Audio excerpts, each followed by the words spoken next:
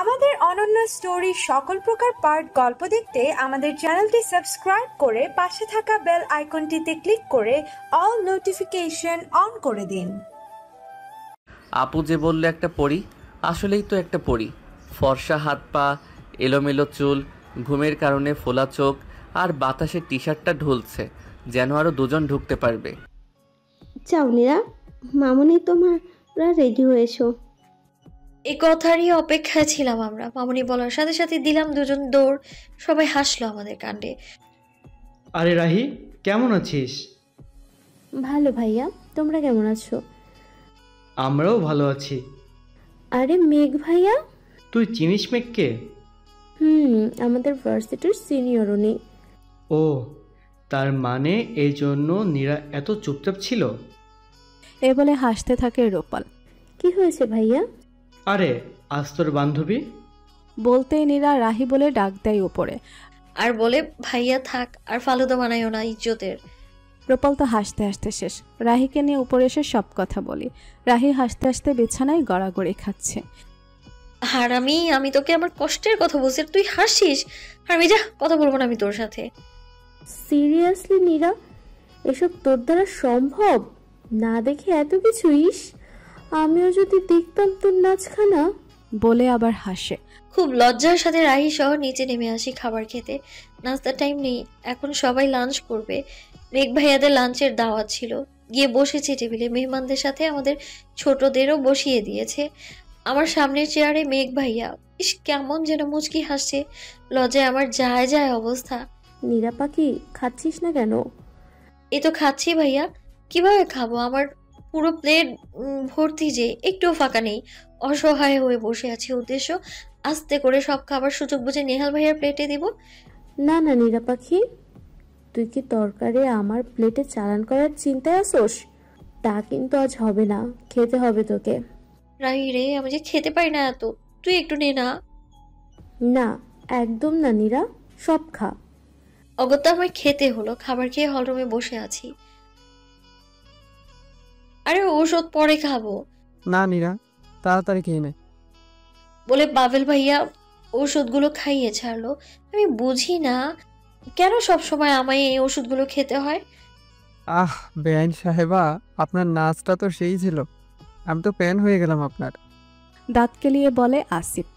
আচমকে এই কথা শুনে আমি সামনে তাকাই, লজ্জা পেয়ে যাই। দেখি সবাই হাসে। না না, এর জবাব তো আমি দিবই দেব। ধন্যবাদ ভাই আপনাকে। আমি জানি আমার নাচ সুন্দর, সবাই ফ্যান হয়ে যায় আমার নাচের। তা তোরা তো দেখলাম মিলিয়ে মিলিয়ে নাচলি। কবে শিখলে এই নাচ? আরে ভাইয়া কাল। আমি সাথে সাথে নিহাল ভাইয়াকে একটা গুঁতো দিয়ে বলি, আরে ভাইয়া ওরা আমাদের মজা নিচ্ছে, তুমি কেন বলছো এগুলো? সামনে তাকিয়ে দেখি মেঘ ভাইয়া, খুব সুন্দর লাগছে ওনাকে। নিশির সাথেও অনেক কথা বললাম।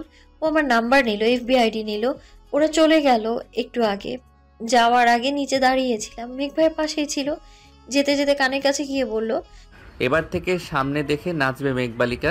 কানটা যেন জ্বলে উঠলো আমার। মনে মনে ভাবছি, আর কিভাবে মুখোমুখি হবো মেঘ ভাইয়ার। তোর মতো ছেলেদের আমার জানা আছে কেমন। লজ্জা লাগে না? ওই দিন এত কথা বললাম, তাও আজ বেশরমের মতো এসেছিস। তোদের মতো ফকিররাই পারে এইসব।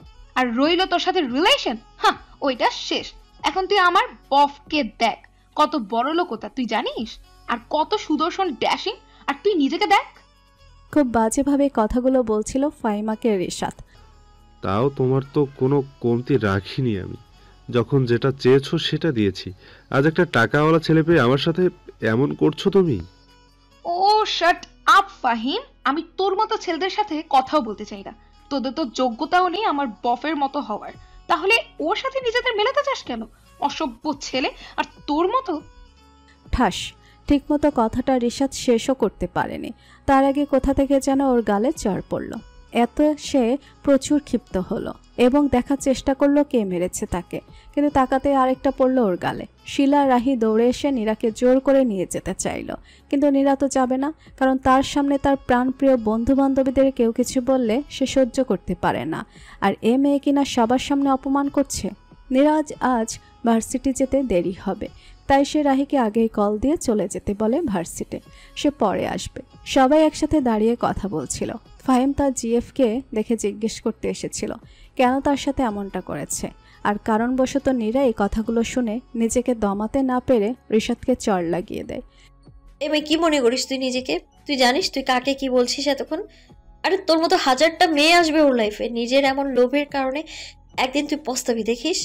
আর ফাহিমের কেন, তোরই তো যোগ্যতা নেই ওর সাথে রিলেশন করার, কারণ ও তো হীরা আর তুই একটা কয়লা।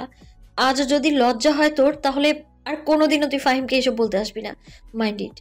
আর ফাহিম, তোকে তো বলেছিলাম আমি, তারপরেও তুই থাক তোরা, আমি আর কিছুই বলবো না তোদের, তোদের যা ইচ্ছে তাই করিস। এ বলেই আমি হাঁটা দিই সামনের দিকে। ম্যাক, হুম দেখেছিস আসলেই তো পুরো ধানি লঙ্কারে। তাই তো দেখছি। বাহ, খুব ভালোই হলো ম্যাক। তুই যেমন সারাদিন গম্ভীর আর রাগ নিয়ে থাকিস, ঠিক তোর মতো না হলেও তোকে ভালোই যুদ্ধ করতে পারবে ম্যাক বালিকা, দেখিস। যাক, ভালোই হলো, তোকে এই মেয়ে ঠিক করতে পারবে।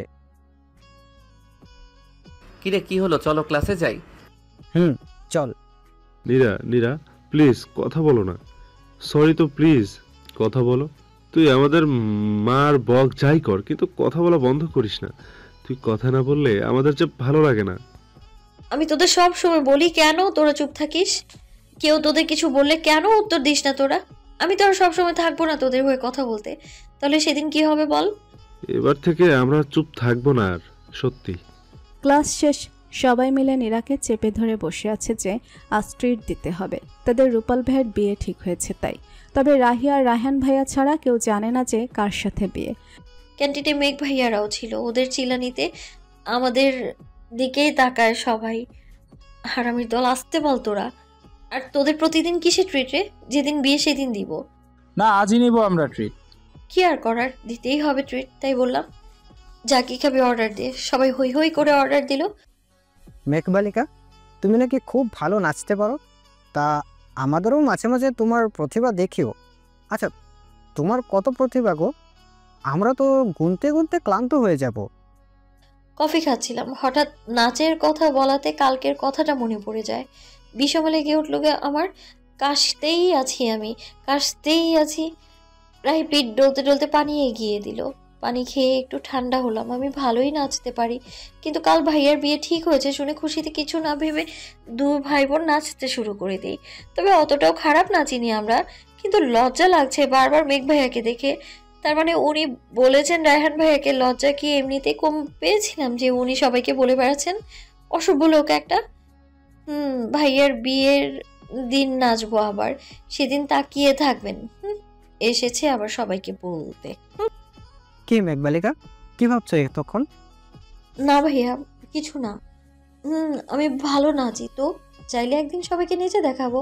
আপনাদের স্পেশাল দাওয়াত দিব। এমন নাচবো না, দেখবেন কোনোদিনও ভুলবেন না। এমন নাচ দিল ভুলার মতো না, বের করে বলে মেঘ ভাইয়া। আরে ভাইয়া, ওর নাচ তো নাচই, আমাদেরও দেখিয়েছে কতবার। অবশ্য বেশি দেখাতে হয়নি, আমাদেরই বেশি নাচিয়েছে ও। শয়তান মাইয়া, কিছু হইলেই আমাদের পুরনো ছবি কথা সবাইকে দেখিয়ে দিবে বলে নাচায় আমাদের। ও তাই নাকি? তা আমার কাছেও একটা ভিডিও আছে, একটা মেয়ে নাচলো জানো, তোমাদের লাগলে দিব। পেছন থেকে রামিমকে বলে মেঘ ভাইয়া। আমি ভালো করে জানি আমারই হবে ভিডিওটা, কারণ তিনি কথাটা আমার দিকে তাকিয়ে একটা ডেভিল মার্কা হাসি দিয়ে বলেন, আরে তোদের না ট্রিট দিলাম, তো তোরা বাড়ি যাবি না নাকি? বাকি যে ক্লাস আছে চল, ওটা করবি না? এ বলে আমি ওদের ধাক্কা দিয়ে ক্লাসে নিয়ে যাই, আর পেছনে তাকিয়ে দেখি মেঘ ভাইয়ের মুখে শয়তানি হাসি। আমার কি?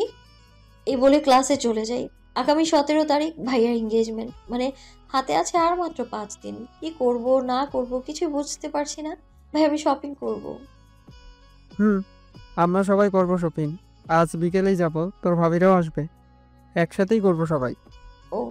ওকে ভাইয়া, রাহিয়া আজ শপিংয়ে যাব, তাড়াতাড়ি আমাদের বাড়ি চলে আয় তো। না রে নীরা, আজ তো আমরা গ্রামে যাচ্ছি সবাই, দাদার মৃত্যুবার্ষিকী। কি? তাহলে তুই থাকবি না ভাইয়ার এঙ্গেজমেন্টে? আরে থাকবো বাবা, কাল পরশু চলে আসবো। আচ্ছা ঠিক আছে, বিকেল 4টা, সবাই রেডি হচ্ছে। আমি একটা লং কালো কুর্তি, কালো জিন্স, গলায় ওড়না পেঁচিয়ে নিয়েছি, হালকা স্টাইল করে চুল বেঁধে একটু লিপস্টিক দিয়ে দিলাম, ব্যাস সুন্দর লাগছে। শপিং মলের সামনে দাঁড়িয়ে আছি, মেঘ ভাইয়া গাড়ি পার্ক করছে। একটা বড় শোরুমে বসে আছি বর্তমানে, বড় শাড়ি দেখছে। আর যেহেতু তারা এঙ্গেজমেন্টে শপিং করবে, তাই আর কিছু দেখবে না, বিয়ের শপিং পরে করবে। একটা শাড়ি ভাবি গায়ে দিচ্ছে আর ভাইয়া দাঁড়িয়ে দাঁড়িয়ে সিলেক্ট করে দিচ্ছে। আর আমি অসহায়ের মতো দেখছি এখানের কিছু আমার তেমন একটা ভালো লাগছে না। আমি নিব লেহেঙ্গা, কারণ ভাবির কাজিনরা সবাই লেহেঙ্গা পরবে, নিশি বললো আমায়, তাই আমারও লেহেঙ্গা নিতে বলেছে। কি রে নীরা পাখি, তুই কিছু দেখছিস না কেন?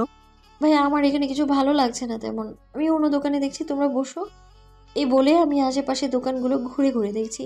একটা ছেলে অনেকক্ষণ যাবত তাকিয়ে আছে, তাতে বিন্দু মাত্র খেয়াল নেই আমার, কারণ আমি লেহেঙ্গা খোঁজায় বিজি। এই নীরা, এপাশে কি করছো তুমি? খুঁজতে খুঁজতে যে কত কোণায় চলে এলাম তা খেয়ালই করিনি। ভাইয়া আসলে আমি ড্রেস খুঁজছি, কিন্তু মন মতো পাচ্ছি না। ধরো। এই বলে মেঘ ভাই আমায় একটা প্যাকেট দেয়, খুলে দেখি খুব সুন্দর একটা লেহেঙ্গা, পুরোটা কাজ করা পাথর দিয়ে, আর লেহেঙ্গাটা কালোর মধ্যে, এত সুন্দর, আমি তো দেখেই ফিদা। আরে এত সুন্দর এটা, আমি তো দোকান দেখলাম কতগুলো, আমার তো চোখে পড়েনি। আপনি কিভাবে পেলেন? তোমার কি চোখ আছে যে খুঁজলে পাবে?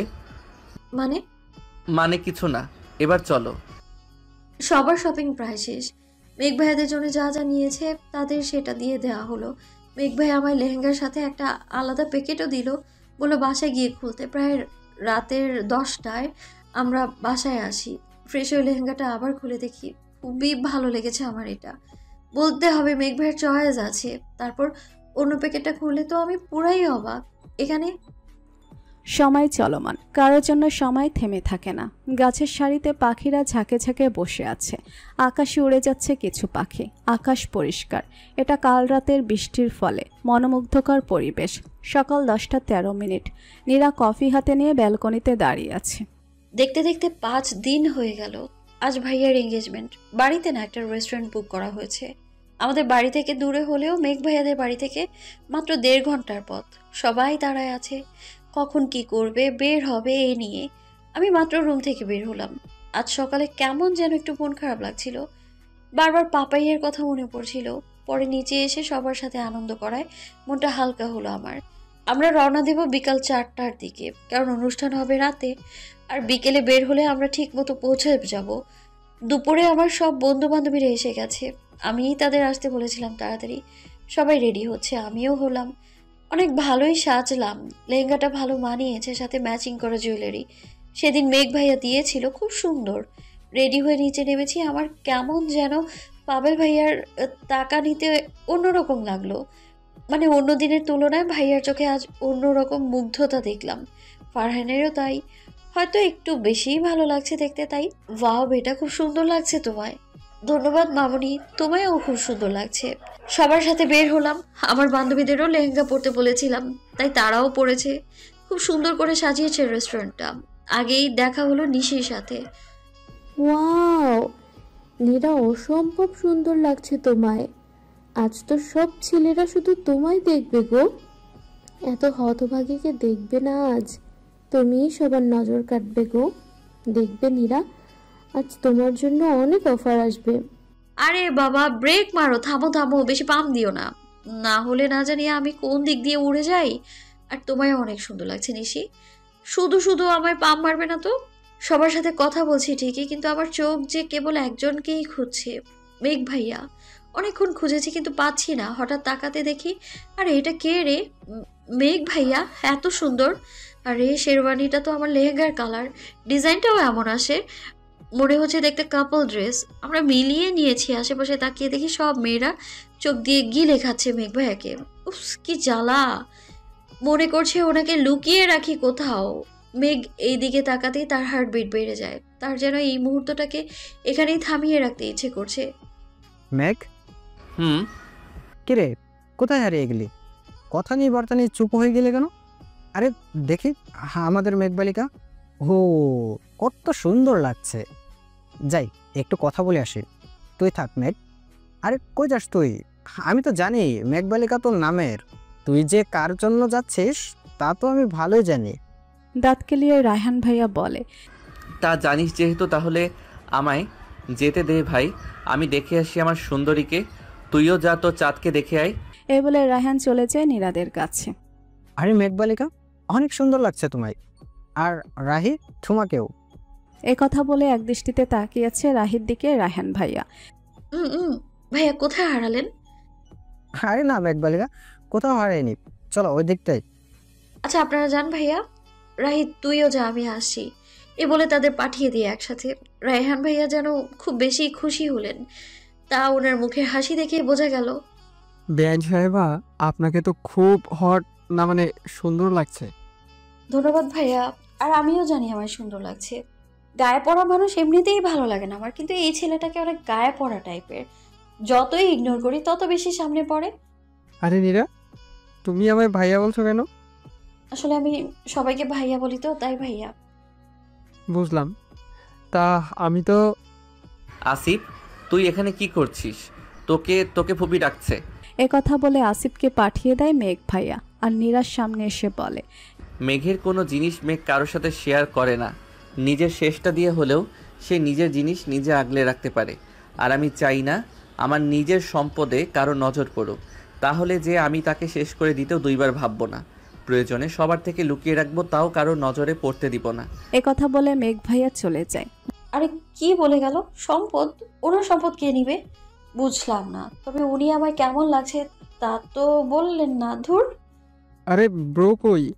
আম্মু তো ডাকলো না আমায়। আরে আমার মনে হলো তাই বললাম, চলো ওইদিকে যাই।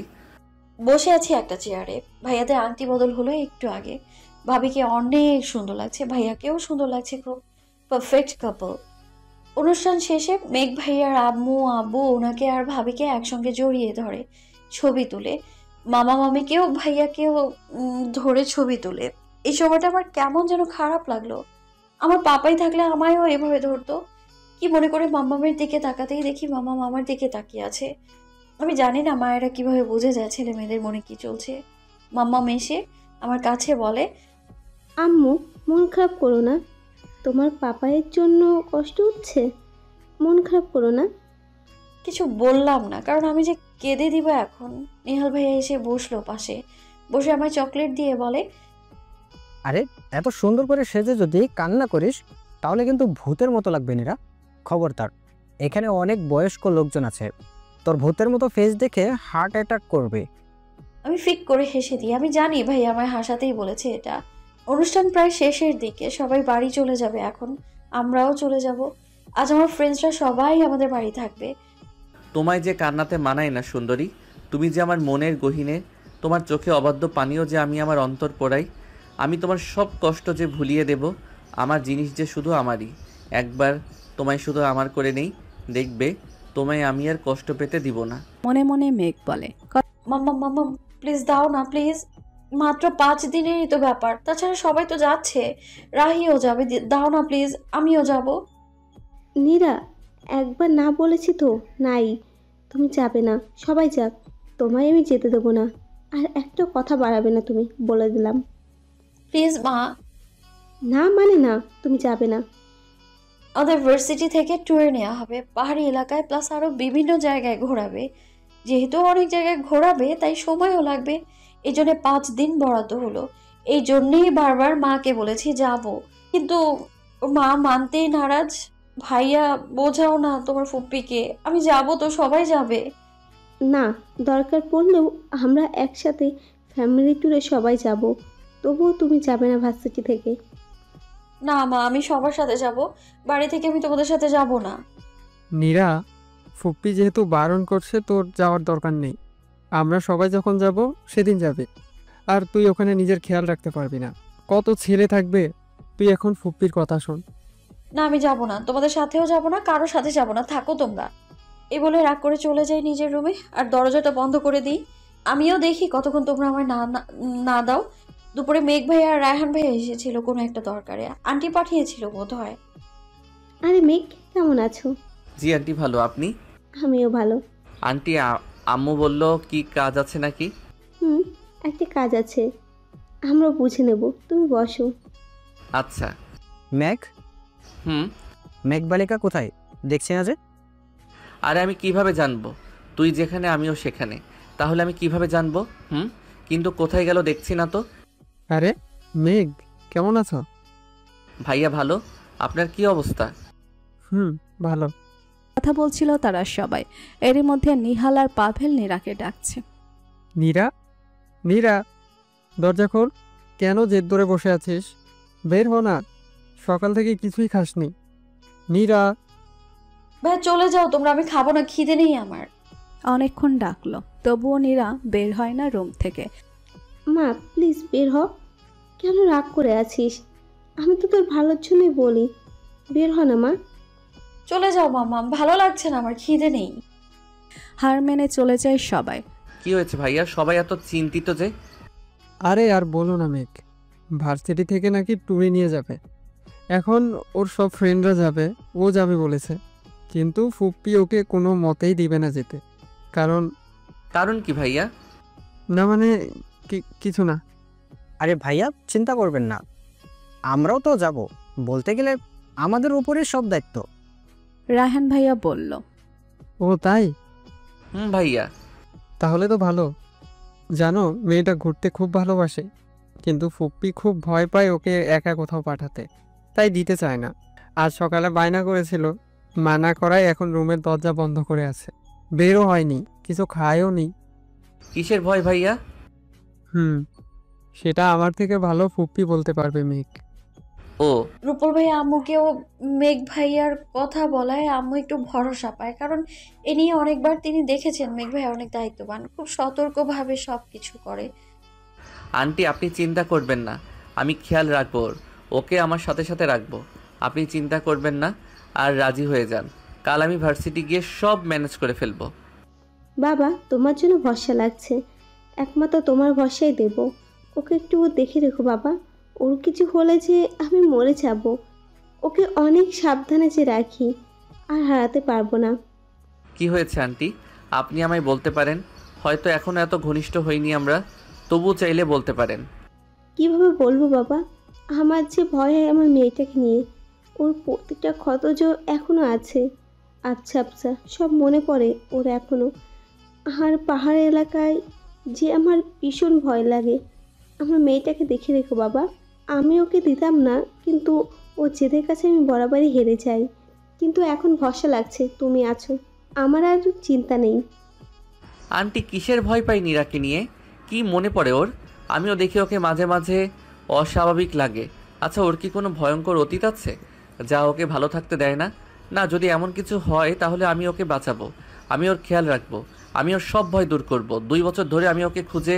মনে মনে ভাবছিল মেঘ ভাইয়া। মেঘ কি ভাবছো? বাবা ঠিক আছে। খেয়ে মেঘ ভাইয়ারা চলে যায়। রাহিকে কল দিয়ে খুশির খবরটা দিলাম, আমিও যাব তাহলে। উফ, কিভাবে যে মাম্মাম রাজি হলো। যাক, যেভাবেই হোক হয়েছে তো এটাই ভালো। খুশি মনে খেতে গেলাম। বস। বল সোহাগ, কেন খবর পেলি? জি বস, পুরোটা না পেলেও যেটা পেয়েছি এতে আশা করি আপনি খুশি হবেন। ভনিতা কম করে বল, কি খবর পেয়েছিস? শরীফ আহমেদের মেয়ে আদ্রিতা মেহেরিন এখনো বেঁচে আছে বস। সেদিন ওর মা ওকে বাঁচিয়ে নেয়। আমি জানি সেটাও বেঁচে আছে, তোকে আমি এই বাসি খবরটা দিতে বলিনি।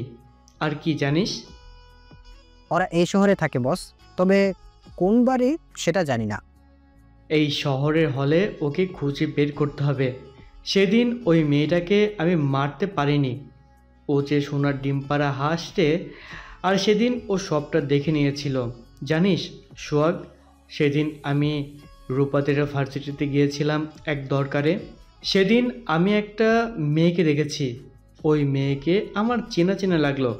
কেমন জানি আমার আদ্রিতার মতো লাগলো মেয়েটাকে। যখন ওকে মারতে গিয়েছিলাম ও ছোট ছিল, কিন্তু এখন কেমন তা জানি না। তবে খবর রাখ ওই মেয়ের ওপর। জি বস। এটা বলে সোহাগ চলে যায়। রবিন, তুমি লোভে অন্ধ হয়ে গেছো।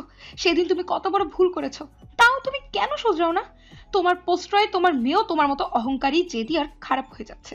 ওর যা ইচ্ছে তা করছে, আর তুমি বাবা হয়ে ওকে কিছু বলো না কেন? জয়া, আমার মেয়ে আমার মতো, তুমি ওকে কিছু বলো না।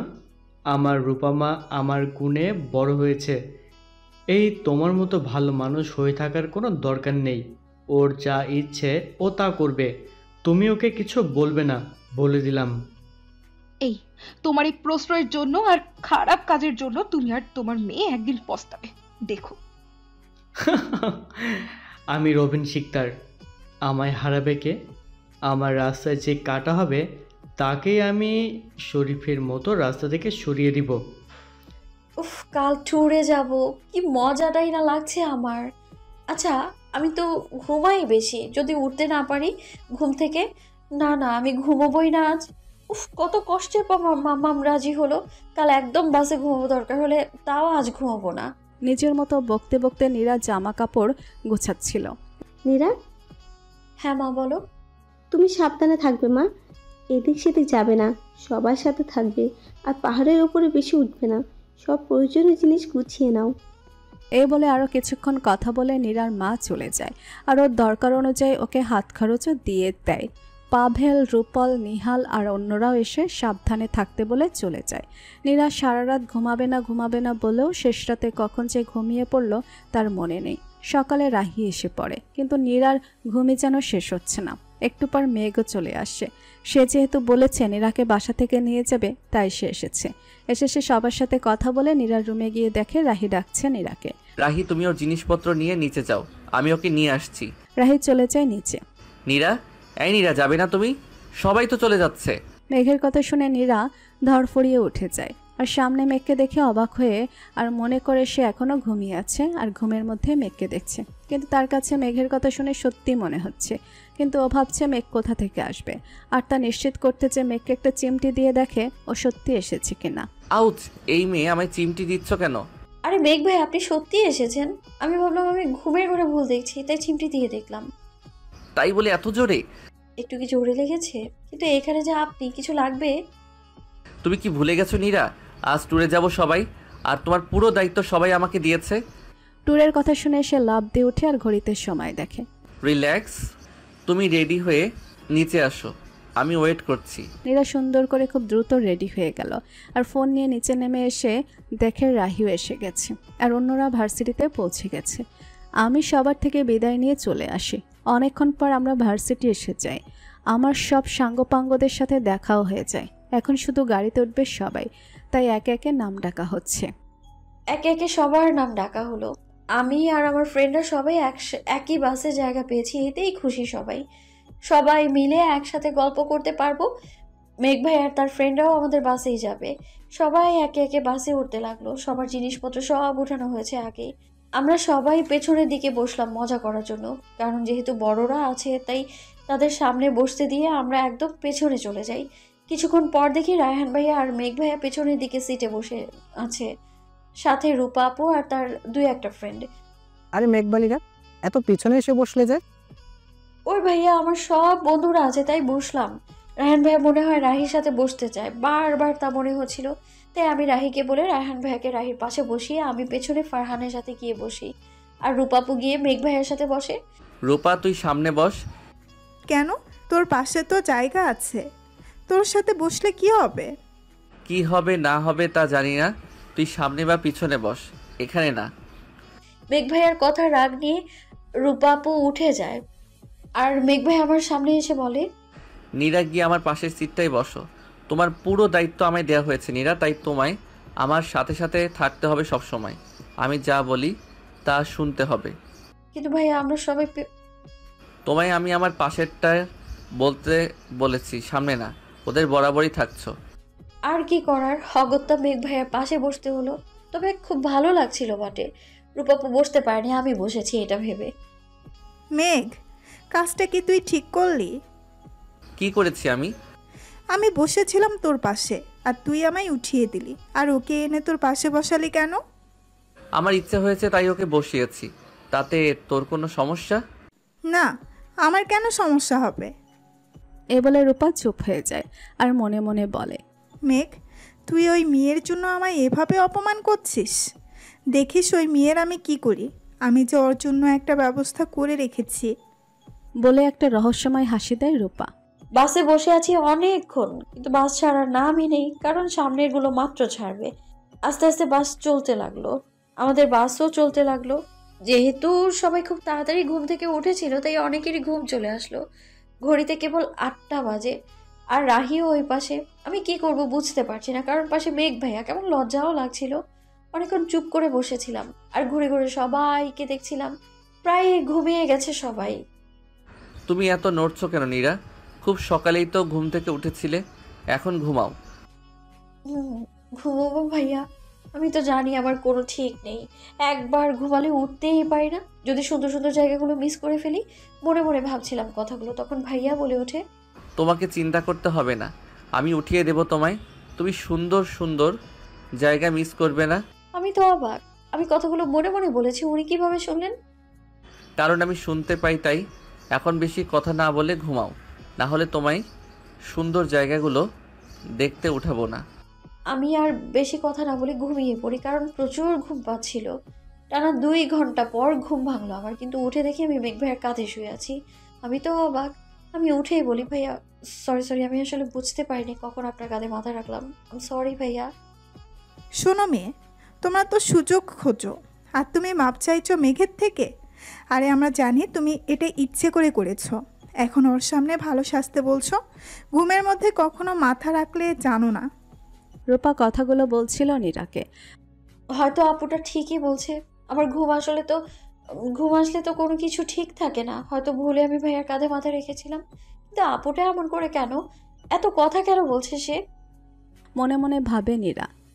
শোনো আপু, হয়তো আমি ভুলে ঘুমিয়ে পড়েছি, তার মানে এইটা না যে তুমি যা ইচ্ছে তাই বলবে। রূপা তুই থামবি? তুই কথা বলছিস কেন? আর হ্যাঁ নীরা, তেমন কিছু তো হয়নি। তুমি এত উত্তেজিত হচ্ছ কেন? মেঘ ভাইয়া বলে, আমি ঠিক করেছি আর ঘুমাবো না। অনেক রাগ উঠে যায় রূপার কথায়। ভেবেছিলাম উঠে যাব মেঘ ভাইয়ার পাশ থেকে, কিন্তু উনি বলে দিয়েছেন, তুমি আমার কথা যদি একটু না শোনো তো আমি আন্টিকে বলে দেব, তাহলে তোমার ভাইয়াকে পাঠিয়ে তোমাকে নিয়ে যাবে। অনেকক্ষণ পর গাড়ি থামলো একটা ফাঁকা জায়গায়। মানে এটা একটা খুব সুন্দর জায়গা। আমরা বুঝলাম এখানে অনেকক্ষণ মজা করে সবাই আবার রওনা দেবে। তাই সবাই একে একে নামতে শুরু করলো। খুবই সুন্দর একটা জায়গা, অনেক বড়, গাছগাছালি আর বড় একটা ঝর্ণাও আছে। কিন্তু এখন কেউ নামতে পারবে না বলে দিয়েছেন স্যাররা। প্রায় অনেকক্ষণ মজা করার পর সবাই আবার বাসে উঠে পড়ে। এবার গিয়ে আমি রাহির পাশে বসি, তাতে মেঘ ভাই আর কিছু বলল না। এবার সবাই মিলে আনন্দ করতে শুরু করলাম। মজা করতে করতে আমরা পৌঁছে গিয়েছি আমাদের কাঙ্ক্ষিত জায়গায়, মানে রিসোর্টে। এখানে আমরা থাকবো। সবাইকে রেস্ট নিয়ে খাওয়া দাওয়া করতে বলা হয়ে গেছে। এরপর সবাইকে নিয়ে বেরোবে। তাই আমাদের পাশের রুম রায়হান ভাইয়াদের, এক রুমে 5 জন করে থাকবে।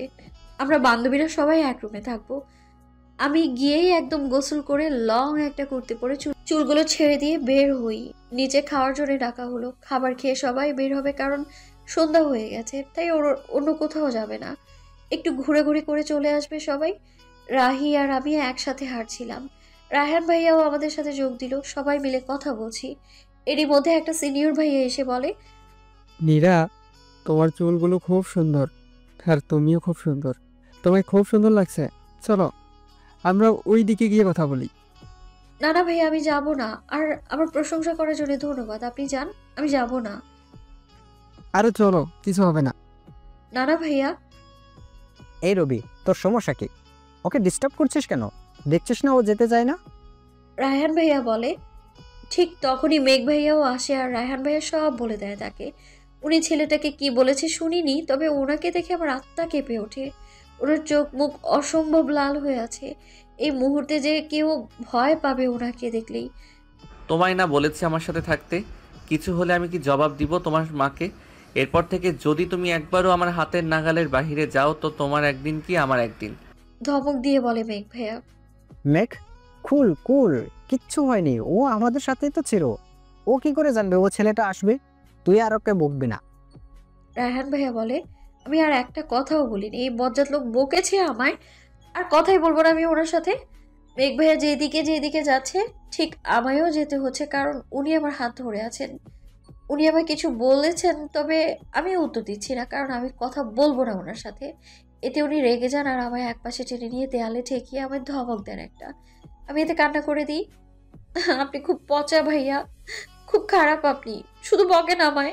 আপনার সাথে আমি কথা বলবো না। রায়হান ভাই খুব ভালো। কান্না করতে করতে বলি কথাগুলো।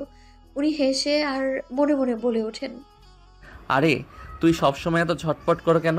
তুমি কি জানো তোমার এই বাচ্চামো আর এই কিউট ফেসের জন্য সবাই তোমায় এত পছন্দ করে? আমি যে কাউকে ভাগ দিতে পারবো না, যেটা আমার সেটা আমারই। আপনি হাসেন কেন ভাইয়া? আমি রাহির কাছে যাব, আমি দিয়ে আসুন প্লিজ। চলো। নীরা, তুমি নিজেও কল্পনা করতে পারবে না কি অপেক্ষা করছে তোমার জন্য। আমার আর মেঘের মাঝে যে আসবে তাকে আমি শেষ করে দেব। মেঘ আমার, শুধুই আমার। আর ও আমার দিকে যাওয়ার আগে আমি তোমায় দরকার পড়লে শেষ করব। শুধু অপেক্ষা করো তুমি। এ বলে হেসে ওঠে রূপা। নীরামা, তুমি কেমন আছো? খাবার খেয়েছো তো? মাম্মা ভালো। আর হ্যাঁ, আমি খেয়েছি। মা, তুমি কোনো দিক যাবে না, মেঘের সাথে থাকবে সব সময়। আমার মা, তুমি প্লিজ আমার কথা শোনো। হ্যাঁ মা, আমি ভাইয়ার সাথেই আছি, তুমি চিন্তা করো না তো। রাহি, আরে ভাইয়া আসুন। একটা কথা জানতে চাইছি, বলবে তুমি? ভাইয়া, জানলে অবশ্যই বলবো। কি জানতে চান? আচ্ছা, নীরার কি কোনো অতীত আছে রাহি, যার জন্য ওর মা ভয় পায়, ওকে একা ছাড়তে দেয় না? প্লিজ বলো তুমি। ভাইয়া, আমি পুরোটা জানি না, তবে আমার সাথে দেখা হওয়ার পরেরগুলো একটু একটু জানি। বলো, আমায় কি জানো তুমি? আমি জানি ওর একটা অতীত আছে, যেটা ও জানে তবে ভুলে গেছে। ওর মা কিছুতেই কাউকে বলে না, এমনকি ও জিজ্ঞেস করলেও না। ও আমার... কি রে রাহি, কি জিজ্ঞেস করলে? কে বলে না? কি যেন বলছিলি? কথার মাঝে নীরা চলে আসে আর রাহি বলে, না, ওই আমরা এমনি কথা বলছিলাম। তুই কখন এলি? এই তো মাত্র। আর কথা শোনা হলো না। মেঘ ওদের বলে বের হয়ে যায় রুম থেকে, আর ওদের বলে, কোনো দরকার হলে আমায় জানাবে, আমি পাশের রুমে আছি। আর নীরা এক পাও রুম থেকে বের হবে না তোমরা। এ বলে তিনি বের হয়ে যান। দেখতে দেখতে বাড়ি যাওয়ার দিন চলে এলো। আজ সবাই পাহাড়ে ঘুরতে যাবে, তারপর ঘুরে এসে রওনা দিবে। সেই অনুযায়ী সবাই সবার গোছগাছ শেষ করে গাড়িতে রেখে দেয়, আর পাহাড়ে ঘোরার জন্য প্রয়োজনীয় জিনিস নিয়ে নেয়। এখন সবাই একে একে তৈরি। শোনো নীরা, সাবধানে চলতে হবে কিন্তু। আমার সাথে থাকবে তুমি, অন্যদিকে যেতে পারবে না। সকাল থেকে এই কথা মনে হয় আমি কম করে হলেও 15 বার শুনেছি, তারপরেও বলেই যাচ্ছে। সবাই সামনের দিকে অগ্রসর হলো, গাড়ি থামলো জায়গা মাফিক, আমরা সবাই নেমে গেলাম। ও, এত বড় বড় পাহাড় সব! আমি যেতেই মেঘ ভাইয়া হাত ধরে আর বলে, তোমায় কি বলেছি এতক্ষণ, তাও চলে যাচ্ছ? আস্তে আস্তে সবাই হাঁটা দিল, আর আমি, রাহি, রায়হান ভাইয়া, মেঘ ভাইয়া একসাথে যাচ্ছি। মেঘ, ও কি বাচ্চা মানুষ যে একা চলতে পারবে না? তোকে নিয়ে যেতে হবে ওকে। আর বাচ্চা হলে এসেছে কেন পিকনিকে? আজব মানুষ। রূপা বলল মেঘকে, ও হ্যালো আপু, তুমি কি সবসময় রেডি হয়ে থাকো নাকি আমার পেছনে লাগতে? যদি তেমনটাই তোমার উদ্দেশ্য হয়ে থাকে তাহলে শুনে রাখো, আমি অতটাও ভালো না যে তুমি কিছু করলে তোমার ছেড়ে দেবো। আমি একদমই তেমনটা নই। যে যেমন আমি ঠিক তাকে তেমনটাই শিক্ষা দিই কিন্তু। হ্যাঁ, তুমি চাইলে তোমায় একদম সোজা করে দেবো আপু, ওকে? তুমি কিন্তু আমায় অপমান করছো নীরা, এর ফল কিন্তু ভালো হবে না বলে দিলাম। তুমি আমায় চেনো না। দেখা যাবে কি করেন আপনি আমার। আমি আপনাকে ভয় পাইনি রূপালী শিকদার, যা ইচ্ছে করে নিন, আমার কিচ্ছু আসে যায় না। এটা বলেই আমি হাঁটা দিই। নীরা, তুমি ঠিক করনি। তুমি ভাবতেও পারবে না আমি কি করি তোমার। যে যার মতো করে মজা করছে, কিন্তু আমায় তো মেঘ ভাইয়া হাতে হাতে রাখছে।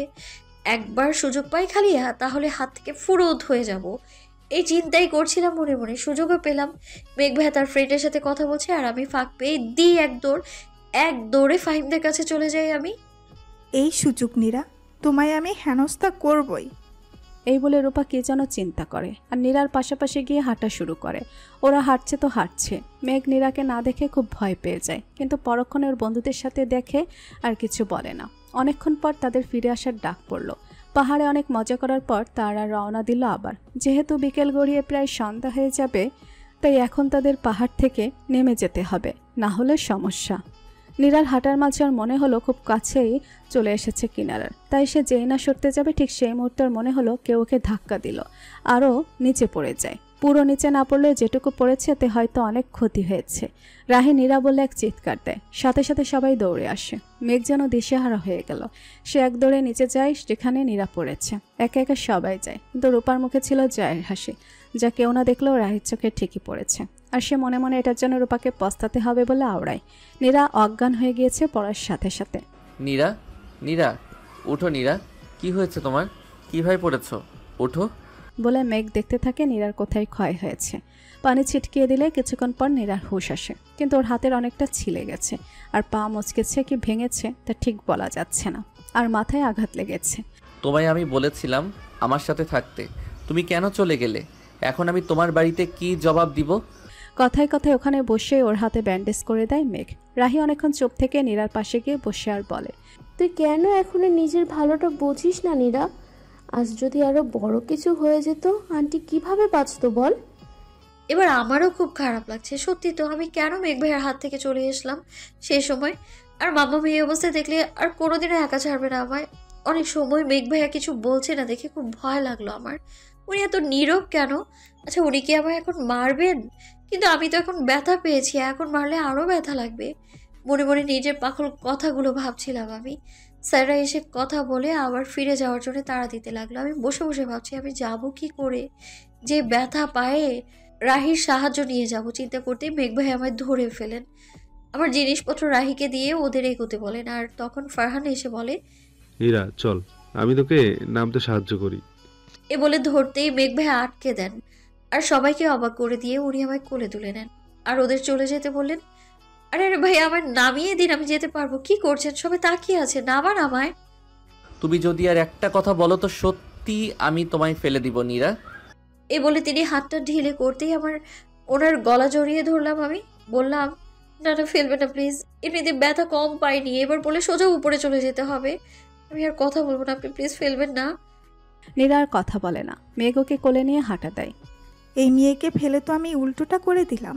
ইস, আর একটু জোরে ফেললে ভালো হতো, কিন্তু এই মেয়ে কেন ওকে কোলে তুলবে? এবার বেঁচে গেল তো নীরা, পরের বার তোমায় বাঁচা মুশকিল। এ বলে রাগে ফুঁসতে থাকে রূপা। নীরাকে নিয়ে বাসে গিয়ে একদম নিজের পাশে বসায় মেঘ। বসিয়ে ওর পা থেকে জুতো খুলে ওর পায়ে হাত দিতে নীরা বাধা দেয়, আর সাথে সাথে মেঘ রেগে ওঠে। আর মেঘের রাগ দেখে নীরা চুপ হয়ে যায়। সে পায়ে একটি স্প্রে করে দেয়, যার ফলে একটু ব্যথা কমে। তুমি কিভাবে পড়েছো? আমি জানি না ভাইয়া, আমার মনে হচ্ছিল কেউ আমায় ধাক্কা দিয়েছে আর আমি তাই পড়ে গিয়েছি। মেঘ আর কিছু বলে না, সে রূপালকে ফোন দিয়ে সব বলে, আর ওর মাকে চিন্তা করতে মানা করে দেয়। নীলা ফোন দিয়ে মেঘের কাছ থেকে নীরার খবর নেয়, আর ওকে আসার সময় ওদের বাসায় নিয়ে আসতে বলে, কিন্তু রূপাল বারণ করে। সে নীরাকে পরে মেঘদের বাসায় পাঠাতে বলে মেঘকে নীরাকে নিয়ে আসতে বলে। সে কি ভার্সিটির সামনে থেকে নিয়ে নিবে নীরাকে।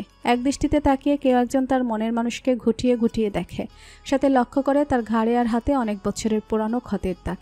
এতে সে তার সাথে ঘটা বিষয় নিয়ে ভাবতে থাকে, তবে কি হয়েছে তা জানে না।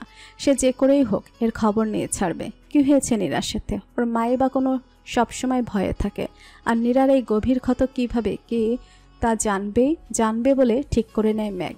প্রায় রাত 11টা বাজে যায় নীরাদের আসতে, আর রূপাল গাড়ি নিয়ে ভার্সিটির সামনে ছিল। নিজের প্রাণপ্রিয় বোনের এই অবস্থায় সে কষ্ট পায়, আর মেঘের সাহায্য নিয়ে নীরাকে গাড়িতে উঠায়, আর মেঘের সাথে কথা বলে তাকে বিদায় দিয়ে বাসার দিকে রওনা হয়। সাথে রাহিকেও নিয়ে নেয়, ওকে ওদের বাড়িতে নামিয়ে দিয়ে নীরাকে নিয়ে যাবে রূপাল। শেষ করে দেব আমি ওই মেয়েকে, শেষ করে দেব। আমার থেকে আমার মেঘকে যে নিতে চাইবে তাকে আমি শেষ করব। নীরা, তোকে আমি ছাড়বো না। তুই আমার পথের কাঁটা হয়ে গেলি, আজ পারিনি তো কি হয়েছে, আমি তোকে শেষ করেই ছাড়বো। এই বলে রূপা তার ঘরের সব একে একে ভাঙচুর করতে থাকে। আরে মামুনি আমার, কি হয়েছে তোমার? আজই তো ট্যুর থেকে আসলে, এর মধ্যে আবার কেন রেগে গেলে মামুনি? বাবে আমি শেষ করে দেব ওই নীরাকে, ওই মেয়ে আমার পথের কাঁটা। নীরার নামটা শুনে রবিন শিকদার কেমন যেন চুপ হয়ে গেলেন, এরপর বললেন, নীরা? কে নীরা মা? ওর বাড়ি কোথায়? আর কি হয়েছে তোমার? আমি জানি না, তবে ও আমাদের ভার্সিটির। আমি ওকে সহ্য করতে পারি না, ওর বাবা নেই। বাবা নেই শুনে রবিন কি যেন ভাবে আর বলে, আচ্ছা মামুনি, তুমি শুয়ে পড়ো, এই মেয়ের ব্যবস্থা আমি করব। আমি বলেছিলাম তুই যাস না নীরা, তাও তুই গেলি। আমার কথা অমান্য করে তুই গেলি। এখন দেখ কি অবস্থা হলো তোর।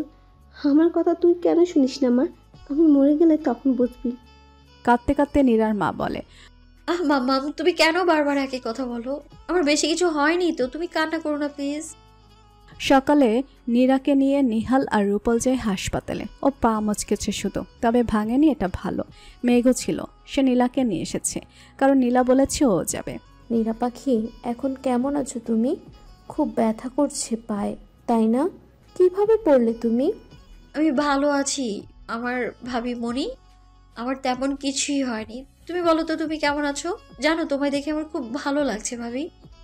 এ বলে নীরা লাফিয়ে যেই না উঠবে তখনই নিহাল বলল, নীরা, তোর এই লাফানি কি আদৌ যাবে না? কিভাবে এত লাফাস বাদরের মতো? তোর না এক পা ভাঙলো, এখন আরেক পা ভাঙলে আরো ভালো হবে বাদরেরটা। আরে ও তো এইসব বাদরামি তোর থেকেই শিখেছে নিহাল। তুই কি ভুলে গেলি নাকি? তোরা দুই বাদর তো একই। রূপলের এই কথা শুনে সবাই হেসে উঠলো, আর আমি আর নেহাল ভাইয়া লজ্জা পেয়ে গেলাম। কিছুক্ষণ পর সবাই কথা শেষ করে বাড়ি চলে গেলাম। ভাবিদের অনেকবার বলেছি আমাদের বাড়ি যেতে, কিন্তু তারা যায়নি। নীরা, তাড়াতাড়ি ভালো হতে হবে তো তোকে, সামনেই তো ভাইয়ার বিয়ে, আর আমরা তো নাচবো, তাই তাড়াতাড়ি ভালো হ। আরে ভাইয়া, নো টেনশন, আমি ভালো হয়ে যাব। রূপার কথা রাহি রাহানকে বলে। রাহান প্রথমে বিশ্বাস করে না, কারণ ওদের ফ্রেন্ড, তাই ওর বিশ্বাস হয় না। ঠিক আছে ভাইয়া, আপনাকে বিশ্বাস করতে হবে না। এ বলে রাহি চলে যায়। রাতে রাহি নীরাদের বাসায় যায় আর ওকে বলে রূপার কথা। রাহি রূপা কিন্তু তার লিমিটের বাইরে করছে, ওই মেয়েকে আমি সাহায্য করব দেখিস। টুকটাক কথা বলে দুই বান্ধবী তারপর খাওয়া দাওয়া শেষে বাড়ি চলে যায়। ওই সময় এখন কি দেব? আচ্ছা, ও কি মনে করবে? না না, কাল সকালে দেব, কিন্তু আমার মন বলছে এখন দিতে। কিন্তু এখন তো রাত বেশি হয়ে গেছে, যদি ঘুমিয়ে পড়ে। না থাক, আমি জেগে আছি, মানে কল দেবই। এ বলে ময়েক ফোনে ডায়াল করে নীরার নাম্বার। দুবার রিং হওয়ার পর তিনবারের সময় নীরা ঘুম ঘুম চোখে ফোন রিসিভ করে বলে, হ্যালো, কে বলছেন? এত রাতে কাকে চাই? কি হলো, কথা বলছেন না কেন? কে আপনি? হ্যালো। কারো ঘুমের ঘোরের কণ্ঠ যে এত নেশালো হতে পারে তা কখনো ভাবেনি মেঘ। সে তো নীরার ঘুমান্ত অবস্থার কণ্ঠ শুনে চুপ হয়ে তা শুনছে। এদিকে নীরা বিরক্ত হয়ে বলে, কে রে ফোন দিয়ে কথা বলে না? দিনের বেলায় দিতে পারেন না, রাতের বেলা ফোন দিয়ে ডিস্টার্ব করেন, অশুভ বাদর লোকজন। নিজের মুখে যা আসছে নীরা তা বলেই যাচ্ছে। এদিকে মেঘ হাসতে যাতে শেষ, সে আর কিছু বলে না। নীরা ফোন রেখে আবার ঘুমিয়ে পড়ে। প্রায় 10 দিন পর আজ নীরা অনেকটাই সুস্থ, পায়ে তেমন একটা ব্যথা নেই, তাই সে ভার্সিটি যাবে আজ। ভার্সিটি এসে সে তার বন্ধু মহলের কাছে যায়। ক্লাস থেকে আসার সময় রূপার সাথে দেখা হয় নীরার, আর সে বলে, হ্যাঁ আপু, আমি জানতাম যে তুমি একটু বোকা টাইপ, কিন্তু এতটা যে বোকা তা তো আমি জানতাম না। আর শোনো, নেক্সট টাইম কিছু করলে একটু ভেবে করো আপু, কারণ প্রথমবার তো আমার তেমন কিছু হয়নি। এ বলে নীরা হাসতে হাসতে চলে যায়। নীরা, তুমি নিজেও জানো না তুমি কিসে পড়তে চাচ্ছ, শেষ করে দেবে তোমায়। বলে রূপা রেগে চলে যায়। বস, নীরা যার কথা রূপা ম্যাডাম বলেছে। তুই ওর পিছনে, আর সব খোঁজ খবর আমায় দিবি। ঠিক আছে বস। তুমি যদি সে সোহেলের রহমানের মেয়ে নীরাও হও, তো তোমায় আমি খুব তাড়াতাড়ি খতম করব মেয়ে। সেদিন যে তোমায় খুব কাছে পেয়েও মারতে পারিনি। আগামী 11 তারিখ রূপল ভাইয়ার বিয়ে, আমি তো খুশিতে শেষ। আর মাত্র 13 দিন, এই 13 দিনে সব গুছিয়ে নিতে হবে সবাইকে। শপিং শুরু, সবাই মিলে একসাথে অনেক মজা করব। চোখের পলকে দিনগুলো কেমন যেন চলে গেল। কাল ভাইয়ার হলুদ, ভাবির জন্য কেনা জিনিস তাদের বাড়িতে দিয়ে আসা হলো। এই কদিন নীরা মেঘ কেউ তেমন ভার্সিটি যায়নি। আদ্রিতা, মেহরিন, নীরা, সোহেল রহমান আর মিসেস মনি রহমানের একমাত্র মেয়ে। কত দিন খুঁজেছি তোকে আমি, এবার তোকে শেষ করবো নীরা বেটা। এ বলে এক হাসি দেয় রবিন শিকদার। মোটামুটি নাচের সব আয়োজন আমাদের করা শেষ। সেই দিন আমাদের 2 ভাই বোনকে নিয়ে সবাই মজা করেছে। কাল আমরা সবাইকে অবাক করিয়ে দেব নিয়েছি। মনে মনে এই প্ল্যানই চলছে আমার আর নিহাল ভাইয়ার। ভোরের আমেজটা সত্যি অনেক সুন্দর। এই সকালটা হয়তো কারোর জন্য খুবই স্পেশাল, আর কারোর জন্য কষ্টের। কারোর মনের মানুষকে পাওয়ার আকাঙ্ক্ষা, আবার কারো মনের মানুষকে হারানোর বেদনা। আজ রূপালের হলুদ, মনের মানুষকে পাওয়ার আর বিশেষ অপেক্ষা। এই অপেক্ষার প্রহর যেন শেষই হচ্ছে না। এদিকে মনের মানুষকে দেখার জন্য একজনের বিশেষ আগ্রহ। অতিথিরা আসা শুরু করে দিয়েছে। আজ নীরাও খুব তাড়াতাড়ি ঘুম থেকে উঠে গেল। আরে নীরা, তুই তো অনেক বড় হয়ে গেলি। আরে নীরা, তুই তো অনেক বড় হয়ে গেলি। সেই ছোটবেলায় দেখলাম তোকে, এক আন্টি বলল। আন্টি, সবার সাথে কথা বলতে বলতে আমার বন্ধু বান্ধবীরা সবাই এসে পড়লো। এসেই তারা আমার রুমে চলে গেল। অনেক মজা করার পর কখন যে পুরো বিকেলটা কেটে গেল বুঝলামই না। সন্ধ্যাবেলা সবাই রেডি হচ্ছে তার নিজের মতো, আমিও চলে গেলাম রেডি হতে। আজ শক্ত করে শাড়ি পরবো। আগেরবার যে সমস্যা হলো তাই এবার আর হবে না। হলুদ শাড়ি, তার সাথে বিভিন্ন কালার মিক্স করা, খুব সুন্দর শাড়িটা। আজ সবার পেছন পেছন ঘুরে অবশেষে একজনকে পেলাম যে কিনা আমার শাড়ি পরিয়ে দিল। আমি জাস্ট নিজেই নিজেকে দেখে অবাক। খুব সুন্দর শাড়িটা, আর আমাকেও খুব ভালোই মানিয়েছে। এবার গিয়ে সাজগোজের পালা। আমি আবার খুব সুন্দর করে সাজতে এবং সাজাতে পারি, নিজে নিজেই সাজলাম। এবার আরও দারুণ লাগছে নিজেকে। আর নিজের কাছে রাহিও খুব সুন্দর করে সাজলো। বাহ নীরা, আজ তো তোর ক্রাশ মেঘ ভাইয়া তোকে দেখে ফিদা হয়ে যাবে। না জানি আজ কয়টা প্রপোজাল পাস তুই, কে জানে। রাহি থাম তো তুই, তোর কাছে আজ শুধু এইসব কথাবার্তা। আর আমার কথা একা কেন বলছিস শুধু? আজ তো আরও একজন, মানে রায়হান ভাইয়াও একজনের উপর ডাবল ক্রাশ খাবে। এই বলে আমি মিটি মিটি হাসছি। থাক থাক, আর লজ্জা পেতে হবে না। আমরা জানি কি চলছে কার, মানে আমাদের কাছে সত্যি না বললেও আমরা ঠিকই বুঝতে পারি কে কি করছে। এই বলে হাই দিতে দিতে নিচে নেমে গেলাম। আর পেছনে লজ্জা মাখা মুখ নিয়ে রাহিও এলো, সাথে আমার বান্ধবীরাও এলো। মাঝে মাঝে আমার কাছে পাভেল ভাইয়ার তাকানোটা কেমন একটা অদ্ভুত লাগে, কেমন যেন নেশা নিয়ে তাকিয়ে থাকে। আমি অস্বস্তিতে পড়ে যাই। তাই আমি গিয়ে ভাইয়ার সামনে দাঁড়িয়ে বলি, ভাইয়া এমন করে কি দেখছো? আমি কেমন লাগছে বলো না ভাইয়া, সুন্দর লাগছে তো? অসম্ভব সুন্দর লাগছে। চোখে কাজল, টানা টানা চোখ, তোর সাজ খুব সুন্দর লাগছে তোকে, অনেক সুন্দর, পুরো পরি। ভাইয়া, ও ভাইয়া, কি বিড়বিড় করছো? কেমন লাগছে বলো না? হুম, হ্যাঁ, খুব সুন্দর লাগছে তোকে। এমনিতেই তো তুই ভীষণ সুন্দরী, তার মধ্যে আজ আরো ভালো লাগছে। আমি তো খুশিতে আত্মহারা হয়ে যাই আমার সুন্দর লাগছে শুনে। এর মধ্যেই কেউ একজন বলে উঠলো, পুরো পেতনি লাগছে তোকে, ভূতনির মতো। কী সব মাখামাখি মুখে, তোকে দেখে বাচ্চারাও ভয় পাবে। যা যা সর, দেখ আমায় দেখ, আমি কত ন্যাচারাল, কি সুদর্শন, কি কিউট। সবাই আমার দিকে তাকিয়ে আছে, দেখ। পেছনে আর কেউ না, আমার ভাই নেহাল ভাইয়া, যে সব সময় আমায় রাগাতে রেডি থাকে। ভাইয়া ভালো হবে না কিন্তু বলে দিলাম, আমি এত কষ্ট করে সাজলাম আর তুমি আমায় এভাবে বলছো। দেখো না পাবেল ভাইয়া, নিহাল ভাইয়া কি বলছে এসব। এই নিহাল, তুই সবসময় ওকে এরকম করিস কেন? আরে এমনি বললাম। শোন নীরা পাখি, তুই সবসময় সুন্দর, তোকে ভালো লাগছে বটে, তবে আমার থেকে বেশি না। তা এতই যদি তোমায় সুন্দর লাগে তাহলে তুই একটা মেয়ে পটিয়ে দেখাও তা ভাইয়া। যদি পটাতে পারো তাহলে মানবো তোমায় ভালো লাগছে দেখতে, তার আগে তো না। তুই কি আমায় চ্যালেঞ্জ করছিস? তাই ধরে নাও। আজ সিঙ্গেল বলে এভাবে খোঁটা দিচ্ছিস তো, দেখিস আমি আজ পটিয়ে ছাড়বো। ওকে ওকে, আগে পটাও, পরে এইসব ডায়লগ দিও। ভাইকে স্টেজে বসানো হলো। আমরা কিছুক্ষণ মজা করে মেঘ ভাইয়াদের বাড়ি থেকে রওনা হলাম হলুদের মজা নিতে। কিন্তু দুর্ভাগ্যবশত আমি কোথাও দেখলাম না মেঘ ভাইয়াকে, কিন্তু ওই আসিফ পাগল লোকটার ঠিক দেখা পেয়ে গেলাম। উফ, জ্বালিয়ে ছাড়লো আমায়। বেআইন সাহেবা, আপনাকে খুব সুন্দর লাগছে। বলতে গেলে একদম। থাক, আর বলতে হবে না ভাইয়া, আমি জানি আমায় সুন্দর লাগছে, ধন্যবাদ আপনাকে। এই বলেই আমি কেটে পড়লাম, কিন্তু পাগল লোকটা যেন পিছুই ছাড়লো না। একটা সময় আমি আমার কাঙ্ক্ষিত সুদর্শন প্রিয় লোকটাকে দেখলাম, যাকে আমি সারাক্ষণ ধরে খুঁজছিলাম, কিন্তু তিনি আমায় দেখেননি। আমরা মাত্র কয়েকজন গিয়েছিলাম ভাবিদের বাড়িতে, তাই তাড়াতাড়ি চলে আসতে হবে, কারণ এখন মেঘ ভাইয়ার আসবে আমাদের বাড়ি। উনি যেন কাকে খুঁজছেন দেখতে পেলাম। রাহির সাথেও কথা বললেন, কিন্তু আমি দেখা করিনি। আমাদের বাড়ি আসুন আমার ক্রাশ সাহেব, তারপর আপনার সামনে যাব। বাড়ি আসার কিছুক্ষণ পর ওই বাড়ি থেকে লোকজন আসলো।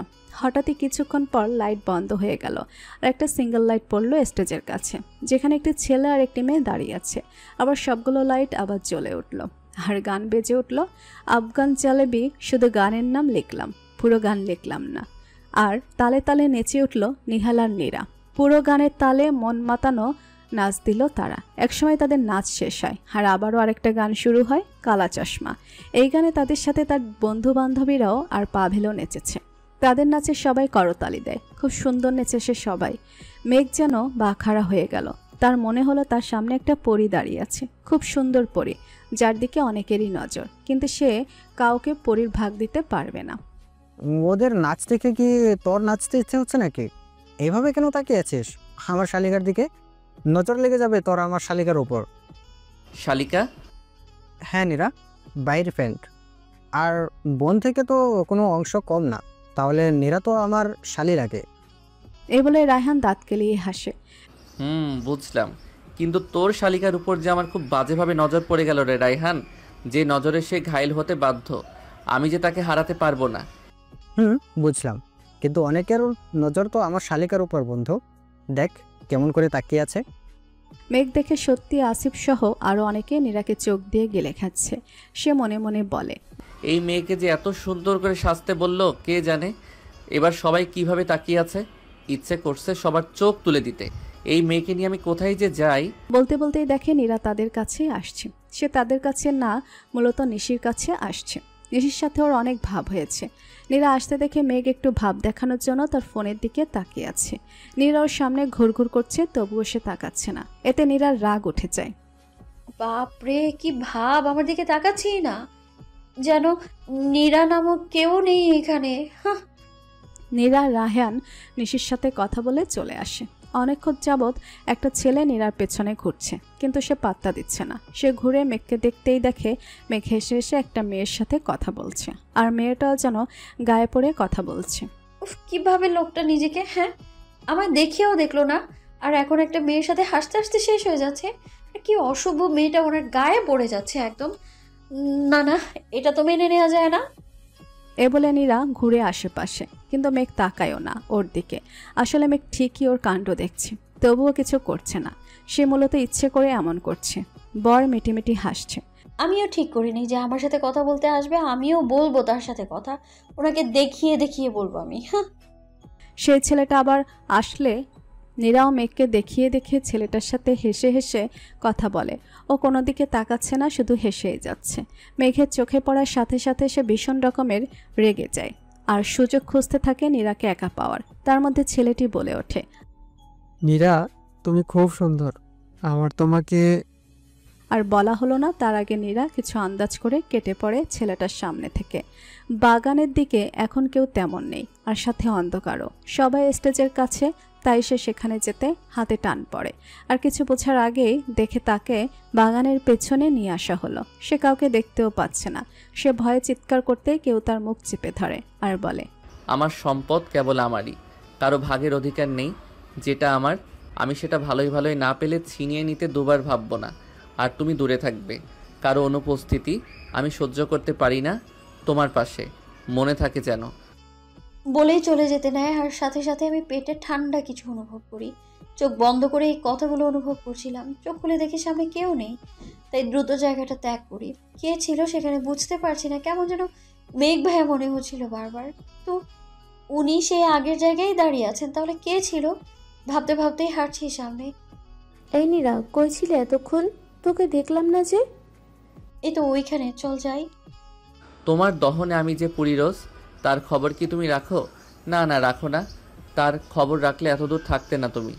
আমার যে খুব শখের তুমি, তোমায় আমি লুকিয়ে রাখবো নিজের ভিতরে, কারোর সামনে পড়তে দেব না তোমায়। একটু আগে হলুদের ফাংশন শেষ হলো। রাত বাজে এখন 2টা, তাই সবাই ঘুমাতে চলে আসে। নীরার রুমে ওর বান্ধবীর সবাই থাকবে। সবাই চেঞ্জ করে নিল। নীরা ওয়াশরুমের টি শার্ট পরতে হাত উপরে উঠাতেই দেখে ওর পেটে হলুদ লাগানো আছে, কিন্তু সে তো হলুদ লাগায়নি। আর লাগালেও পেটে কিভাবে লাগলো তা ভাবতেই তার বাগানের কথা মনে পড়ে। আচ্ছা, কে ছিল আসলে? মেঘ ভাইয়া না তো? কে জানে।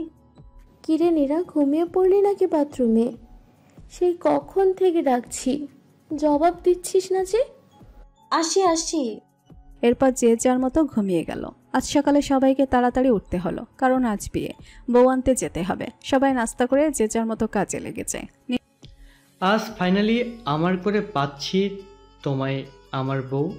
জানো কত আশায় ছিলাম, অবশেষে আমাদের আশা তাহলে আজ পূরণ হতে চলেছে, তাই না নীলা? গো বর্মশাই, কত রাত আমি তোমার ছবি দেখে কাটিয়েছি, তোমাকে পাওয়ার তীব্র আকাঙ্ক্ষা নিয়ে নিজেকে কাজে গুছিয়ে নিয়েছি শুধু তোমাকে পাওয়ার জন্য। 3টা বছর ধরে এই দিনের অপেক্ষায় ছিলাম আমরা, অবশেষে পূর্ণতা পেতে চলল। নীরা রূপলের রুম দিয়ে যাওয়ার সময় শুনে এই কথাগুলো আর ভাবে ভাইয়া আর ভাবি কত লাগে, তাদের ভালোবাসা পূর্ণতা পেতে চলেছে। তার খুব ভালো লাগে তার ভাইয়ার ভাবির ভালোবাসা দেখে। সে মনে মনে মন ভরে তাদের জন্য দোয়া করে, তারা যাতে জীবনে অনেক অনেক সুখী হয়। সবাই রেডি হচ্ছে, আমিও প্রায় রেডি। আজ আমি লেহেঙ্গা পরেছি মেরুন কালারের, খুব ভালোই দেখাচ্ছে। সবাই এখন বের হবে বউদের বাড়ির উদ্দেশ্যে। বাড়ি যাওয়ার পর ভাইয়াকে গেট ধরা হলো টাকার জন্য, সবাই তর্কাতর্কি করছে। অবশেষে টাকা দিয়ে আমরা ভেতরে গেলাম। যেতেই আসিফ এসে আমায় বলে, উপস বেআইন সাহেবা, আপনি এক এক দিন এক এক রকম করে আমায় পাগল করেন। আপনার এই লোক আমি জাস্ট। থাক আর বলতে হবে না, ধন্যবাদ ভাইয়া। এই নীরা, তুমি সবসময় আমাকে এত ইগনোর করো কেন গো? আর ভাইয়া কি? হ্যাঁ, আমি তোমার কোন জন্মের ভাই লাগি? এই জনমের। এই বলেই চলে আসি আমি। আমি জাস্ট হাঁ হয়ে গেছি। একটা মানুষ কিভাবে এতটা সুন্দর হয়? মানে ছেলে মানুষের কি এমন সুন্দর হওয়া লাগে? এমনিতেই এবার আমার ক্রাশ, তার মধ্যে এরে আমি যতবার দেখি হাঁ হয়ে যাই। আজ মেঘ ভাইয়া মেরুন কালারের শার্ট আর কালো প্যান্ট পরেছে, উপরে ব্লেজার, চুলগুলো স্পাইক করা, হাতে দামি ঘড়ি। ওনাকে দেখে আমি আরেক দফা ক্রাশ খাই।